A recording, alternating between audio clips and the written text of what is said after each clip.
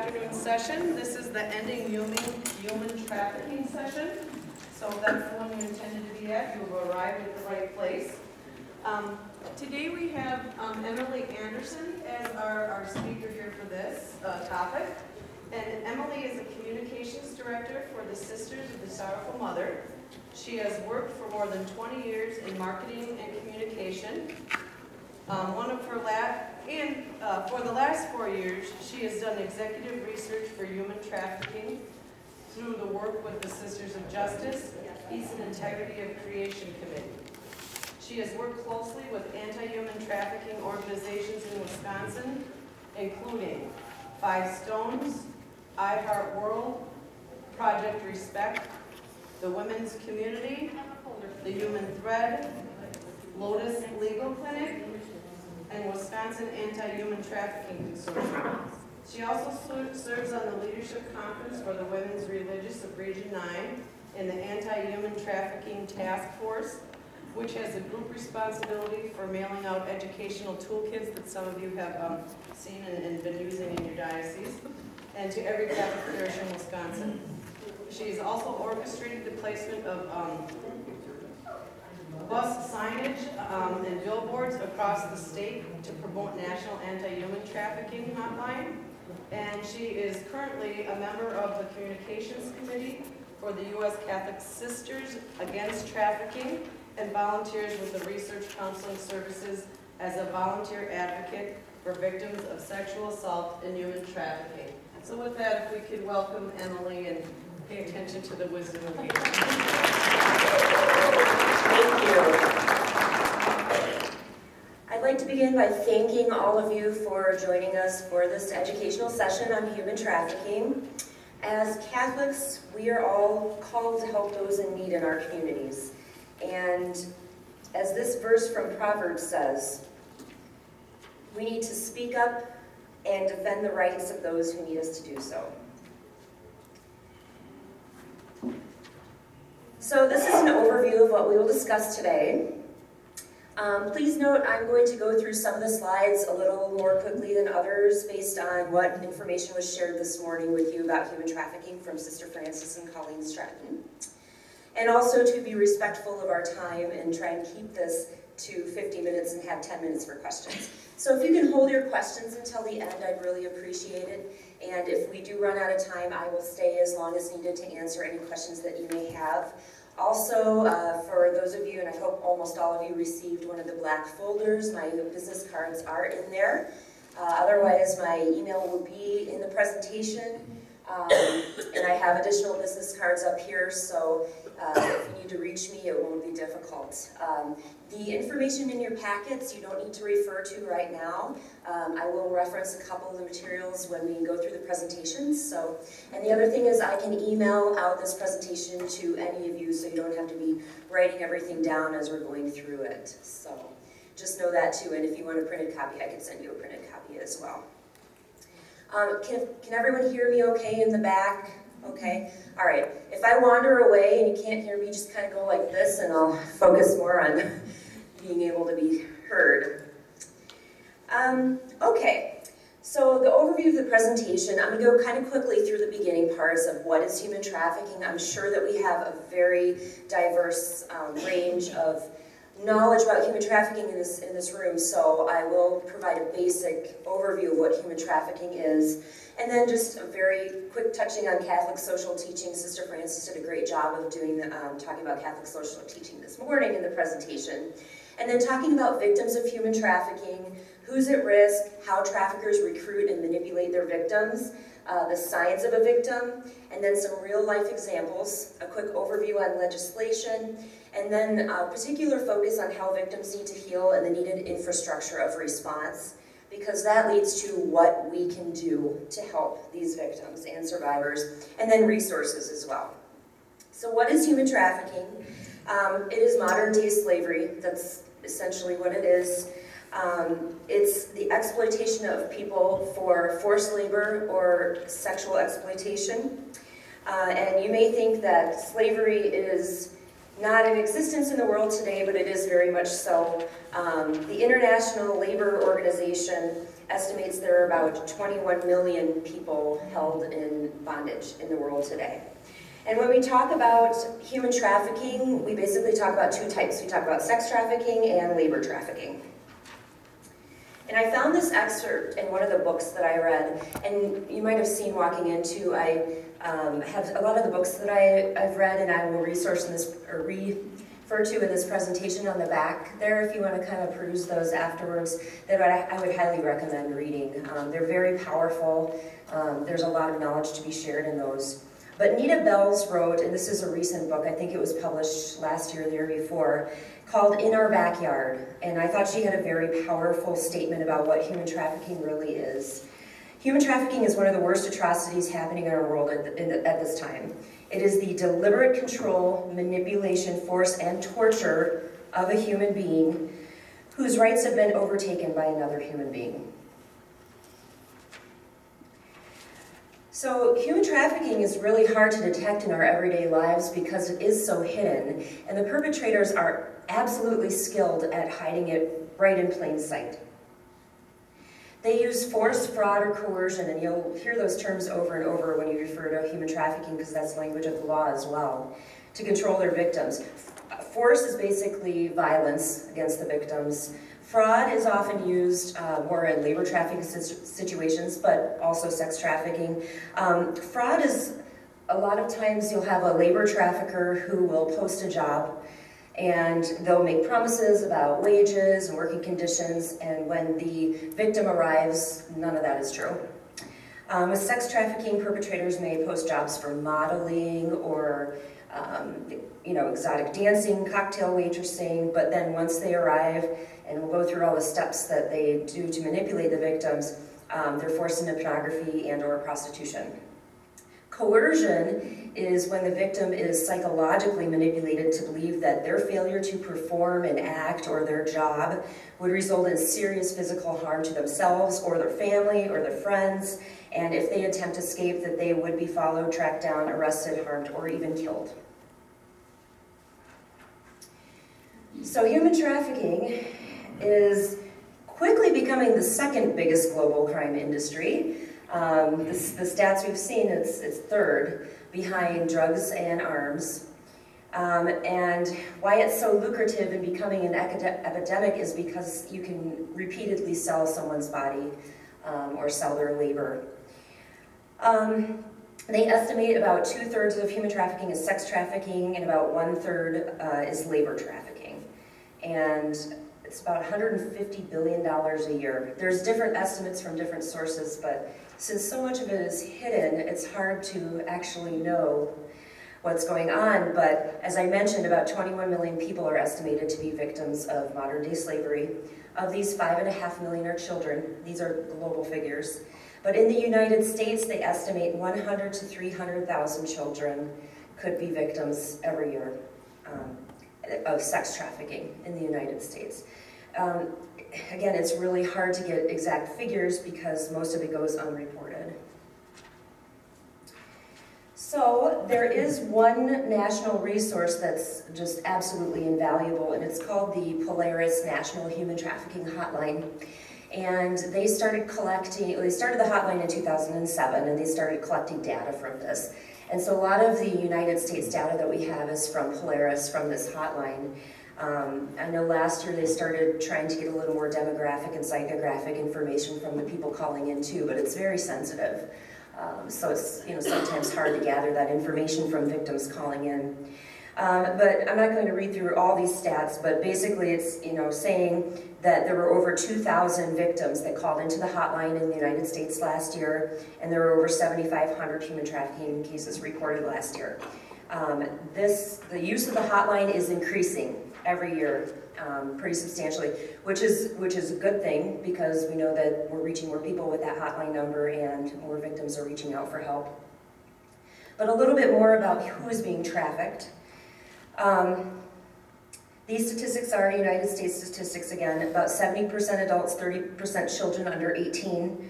98% of sex trafficking victims are female. In labor trafficking, it's a little more equal, 55%. For children, and Colleen mentioned this morning, the average age is 13. So for girls, it's between 12 and 14 years old. For boys, although less common, it's a little bit younger, 11 to 13. And they say about a third of street-level prostitution is children, and a half of off-street prostitution is children. The races statistic I put in there just to really show that it can be any race. Based on Polaris and their limited information, they had Latino as first, then Asian, white, African American, multiracial, but the differences between those statistics are pretty small. So it's surprising it really could happen to anyone of any race, any socioeconomic status. So where is human trafficking? They discussed this morning as well, but sex trafficking, prostitution, pornography, exotic dancing, labor trafficking is often, manual labor, day labor, construction work, landscaping, a lot of agricultural work, vacation destinations, restaurants. This map is based on the statistics from the Polaris National Human Trafficking Hotline. So you can see the locations in the United States of where it's more concentrated. And you can see in the Midwest that there's quite a bit up there by Chicago and Milwaukee and extending across the state. So really it has reached epidemic proportions. So what about Wisconsin? So this graphic shows you last year, 2016, there were 322 calls to the hotline and from victims and 63 human trafficking cases reported. Every year these numbers are going up. In fact, between 2014 and 2016, there's a 70% increase in calls and a 46% increase in human trafficking cases reported. It occurs in both rural and urban areas. Sister Frances said this morning too, and it's true. They will go from Milwaukee to Fox Cities to Green Bay to Wausau to Minneapolis, and often they'll go back down around Chicago, Milwaukee, and just cycle them around. And in Wisconsin in particular, 80% of human trafficking is sex trafficking and 20% is labor trafficking. Again, these are estimates. But since that's the case, I'm going to focus mostly on sex trafficking for the rest of this talk. So where is human trafficking? I'm just going to play a couple excerpts from this video. It's called Muted, and it features Nicole. She's a survivor of sex trafficking. She worked up at Reach Counseling Services in Mena, and she's talked a lot of public presentations. She's very, very powerful to hear her speak about her experiences.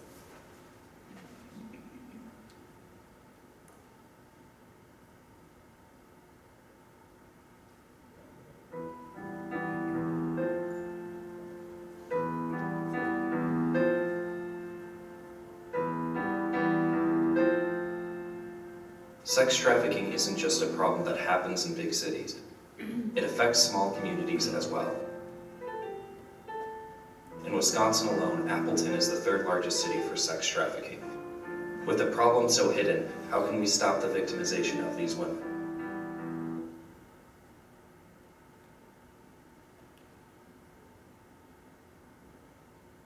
Immediately go to them. Before I got into this lifestyle, I was living in the Fox Cities.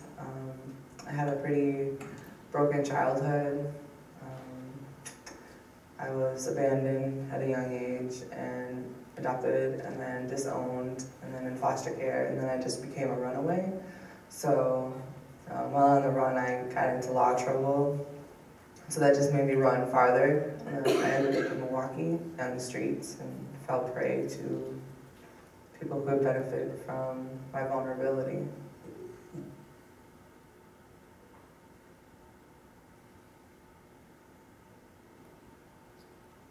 What it had on me emotionally was that I pretty much detached from my situation. I didn't have much choices. I didn't have family at the time. I didn't have, I was in trouble with the law. My life was, a wreck. I was pretty hopeless. I didn't really think much about the future. I just thought about how I'm going to get through each day. Within our community, if the women would rally and the women would work together to make a difference. If the men would open their eyes to the victimization, I believe we can make a difference. And the problem is, if we don't do something, we're going to drown. Every day I feel very blessed that I'm not in that life anymore. So, but I also feel very sad because I know, all around me in this world that there are women out there still being victimized, still being trafficked, and they have no hope. And I know what that feels like. So it hurts my heart. It hurts my heart to know that there's not enough being done for them and that they need somebody to care. And I know what that's like. I know what it's like to sit there and scream for help and nobody answering that help. So that video called Muted was posted on YouTube about 3 months ago. So that's very updated. When I heard Nicole speak, it was so powerful, and we're going to talk about how these girls and women can get out of sex trafficking, out of the life. They call it the life. And she got out because she had a child with her perpetrator, with her pimp, and he was about 7 months old, and the pimp said, "You have to go leave him at a fire station or police station. You're not a fit mother. You have to get rid of him." And that is just an example of a crisis event that leads them to be able to get out of the system, that pushes them out of being trafficked. So I thought that was really powerful because she said, "I chose my son over my pimp," but it was an incredibly difficult journey for her. As Sister Frances said this morning, Milwaukee is considered the pimp capital of the United States. There's a lot of families, fathers who teach their sons. There's pimp circles. Anyway, so this excerpt is about Milwaukee and Wisconsin and the prevalence of human trafficking here in Wisconsin.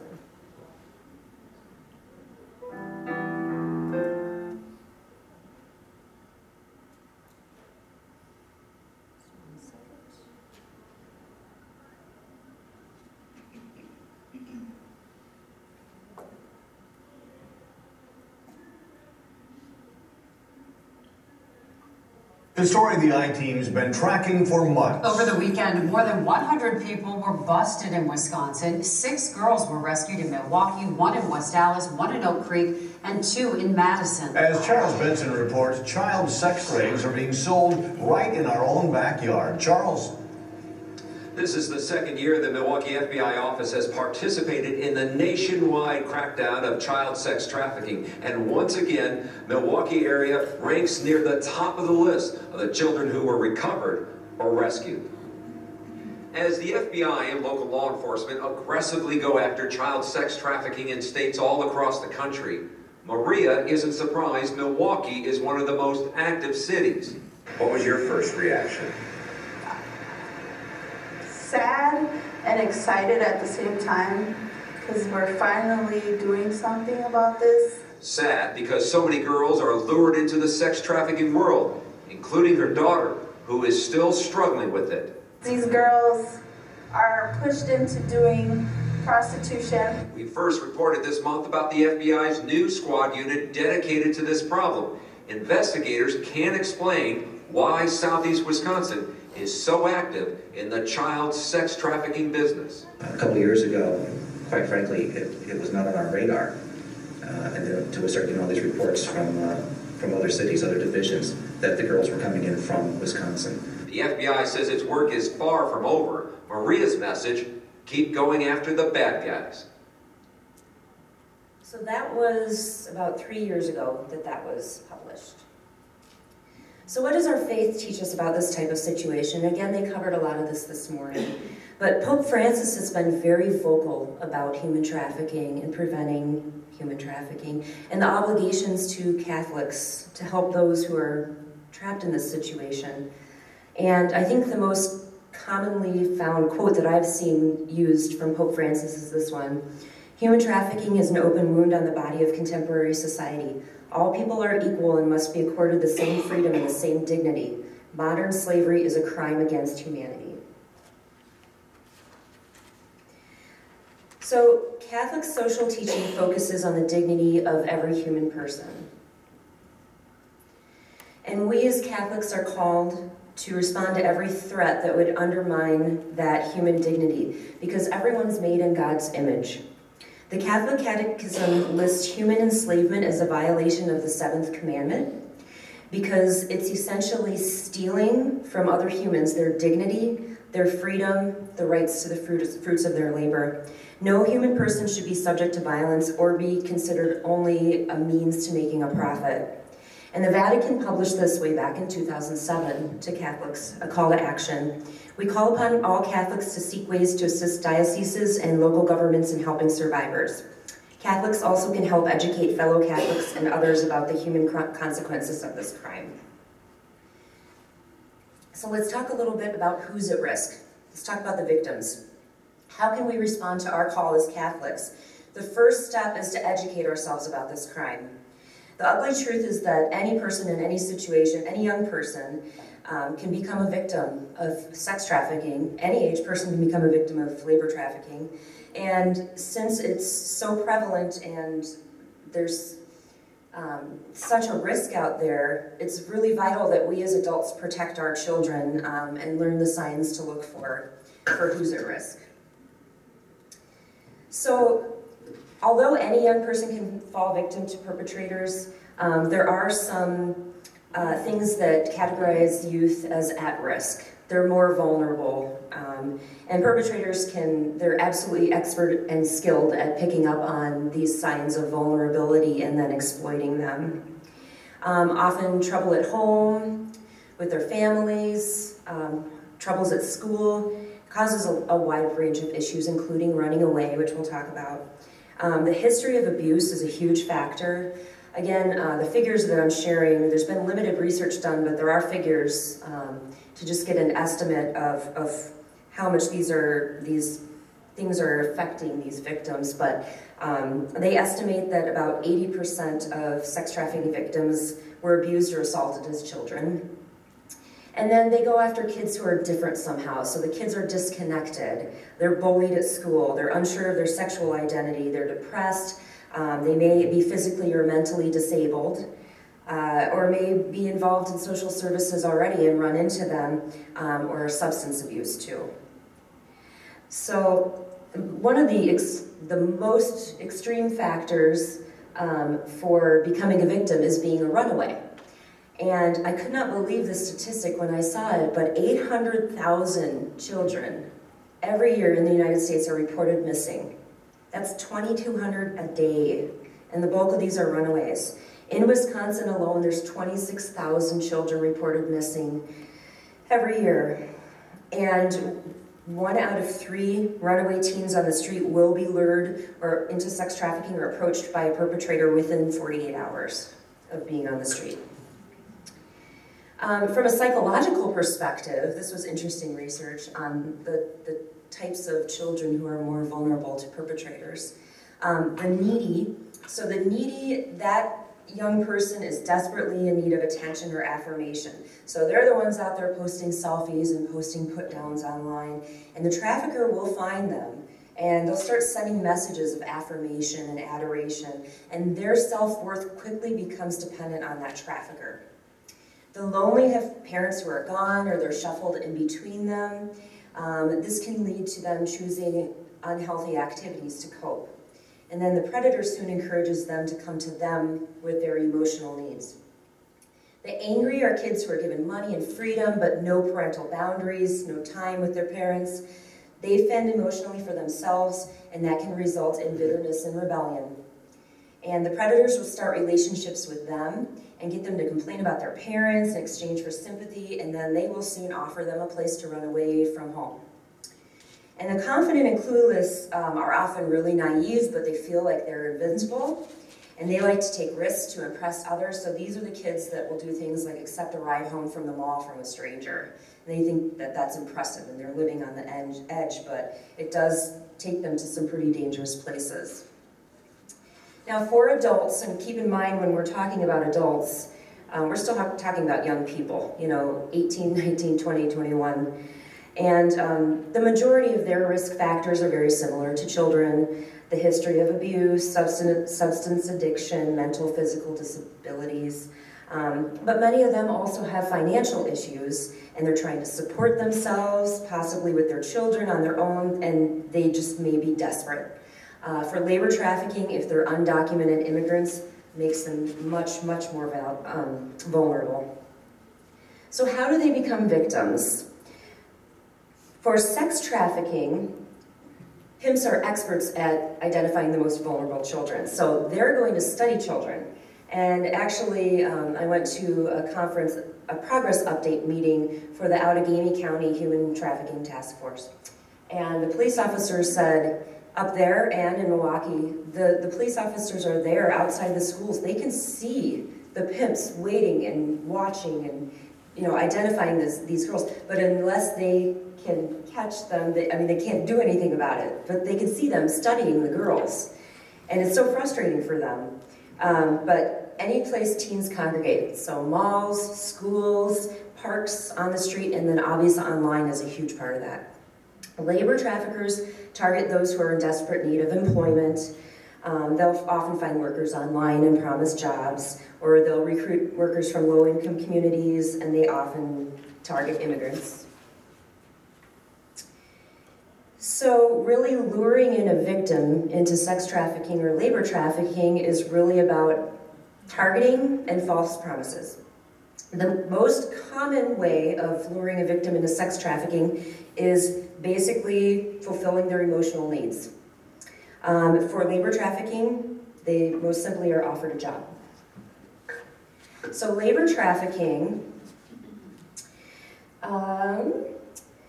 so a typical labor trafficking situation, the victim is promised the job, but when they arrive, they realize that this job is not what was promised. They're forced to work long hours for little or sometimes even no pay. Often the traffickers will say that they owe them a recruitment fee for getting the job, which are exorbitant and they'll never be able to pay it off. They take their ID cards, they take their passports, and they're not free to come and go as they wish. So where in the world in Wisconsin is this happening? Really, this would happen in Wisconsin? Absolutely. In particular, I put the picture of the potatoes because a lot of potato farms in central Wisconsin are doing this with forced labor. And then also Wisconsin Dells is one of the #1 labor trafficking places in Wisconsin, vacation destinations, and then dairy farms. So that's where it's most common in Wisconsin. And then the other thing about labor trafficking is they arrive, and again, a lot of these are immigrants who are victims, and they realize they're being monitored 24/7, there's high security measures, really making it difficult to escape. Even if they do escape, most of them don't know the language. They don't know where they are. A lot of times they'll move them around from farm to farm based on the season. You know, now it's time to pick sauerkraut, or cabbage. Now it's time to pick potatoes. Now, you know, the workflow. And they're isolated and they're threatened, both physically and psychologically. And since many are undocumented, they fear the U.S. authorities. They don't realize that they're victims. They don't realize that they have any rights under U.S. law. But there is one thing undocumented immigrants can get. It's called a T visa. And this allows them to remain in the United States to assist federal prosecutors of human trafficking situations. So they can apply for a T visa. That T visa will protect their immediate family members. And also, once the visa is granted, they can apply for permanent residence after 3 years. So back to sex trafficking, there's really 3 stages of luring a victim into sex trafficking. And that would be recruiting, manipulating, and exploiting. When a trafficker is recruiting a potential victim, they're going to befriend them, start a relationship, start to build that trust, you know, treat them like a girlfriend, give them gifts, take them out on dates, and they'll also really excessively communicate with them. So they're calling them, they're texting them, they just always want to be in communication and be a focal point of their lives. And then once they start gaining that trust, they'll start grooming them to get used to talking and touching inappropriately. They'll start taking pictures of them and tell them, you know, This is modeling. You could be a model, make them feel really beautiful and really special, and then they'll start to introduce them to alcohol and drugs. And then the next stage is manipulation. And when they manipulate them, they're going to constantly monitor them. They're going